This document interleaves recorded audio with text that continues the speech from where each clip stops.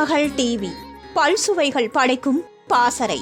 இந்திய திரையுலகில் எத்தனையோ நடிகர்கள் இருந்தாலும் நாகேஷின் இடம் தனித்துவமானது. தனது அபாரமான நடிப்பின் காரணமாக தனக்கென தனி சாம்ராஜ்யத்தை உருவாக்கி வைத்துவிட்டு சென்றிருக்கும் அவர் முதலில் அரசாங்க வேலை பார்த்து கொண்டிருந்தவர்.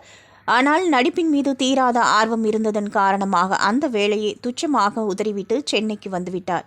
சென்னை வந்த அவர் நாடக கம்பெனியில் சேர்ந்து தனது திறமையை படிப்படியாக வளர்க்க ஆரம்பித்தார். அதன்படி அவர் மனமுள்ள மருதாரம் என்ற படத்தின் மூலம் சினிமாவில் அறிமுகமானார். ஆனால் அந்த படம் தோல்வி அடைந்தது. தொடர்ந்து நெஞ்சில் ஓர் ஆலயம் படத்தில் நடித்தார். அந்த படம் ஓரளவுக்கு அவருக்கு பெயரை பெற்றுக் கொடுத்தது.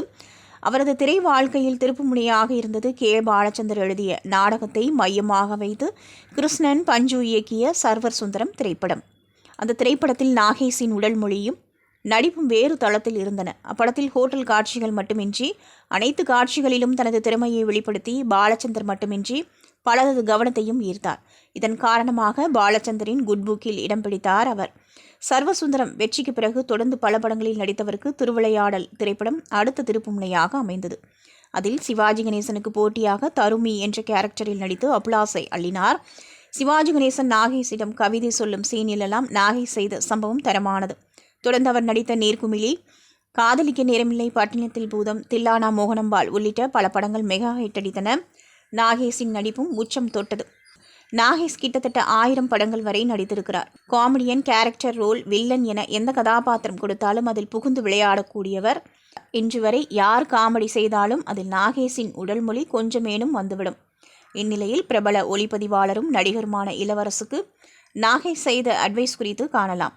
அதாவது, ஒரு ஷூட்டிங் ஸ்பாட்டில் நாகேஷிடம் சென்ற இளவரசு, இறந்த கால நினைவுகள்தான் எதிர்காலத்துக்கான முதலீடு என்று ஒன்று படித்தேன், அதை பற்றி என்ன நினைக்கிறீர்கள் என்று கேட்டாராம். அதற்கு சிகரெட் புகைத்தபடியே பேச ஆரம்பித்த நாகேஷோ, இல்லை, இது தவறு.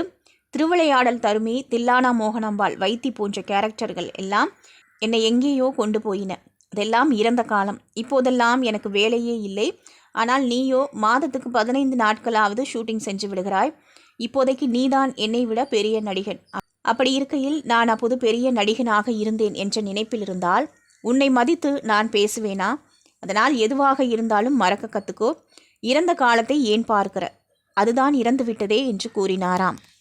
திருமகள் டிவியை லைக் செய்து உங்கள் நண்பர்களுக்கும் ஷேர் செய்வதுடன் சப்ஸ்கிரைப் செய்து ஆதரவு தாருங்கள்.